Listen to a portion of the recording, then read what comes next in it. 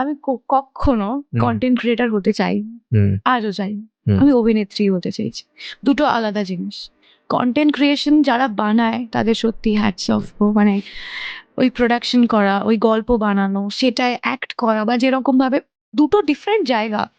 অভিনয় আমরা যখন করতে যাই, অভিনয় একটা অন্য জায়গা। আমি অভিনেত্রী হতে চাইছি। কন্টেন্ট ক্রিয়েশন যেমন ভাবে আমি তোমাকে কিভাবে বোঝাই, আমার হওয়ার প্ল্যান কখনো ছিল না। তো কেউ একজন আমার সাথে ছিল, যার সাথে আমি ব্লগ বানাতাম। তারপর অনেক কিছু হয় মাঝখানে, এবং আমার না একটা ছোট্ট ইগো ইস্যু আছে আমার মধ্যে। সেটা আমি পজিটিভলি নিই, মানে ভুলভাল ইগো ইস্যু নয়। আমাকে যদি কেউ বলে দেয় যে তোর দ্বারা কিছু হবে না, আমার মনে হয় আমার দ্বারা সব হবে। তুমি বেশি কথা বলো না। আমি কোথা থেকে এসেছি আমি জানি, আমি কি করেছি আমি জানি, আর আমি কিভাবে করেছি। ডোন্ট টিচ মি আমাকে কিভাবে কি করতে হবে। তুমি তো বলোই না, তোমায় মানায় না। Yes! I did it!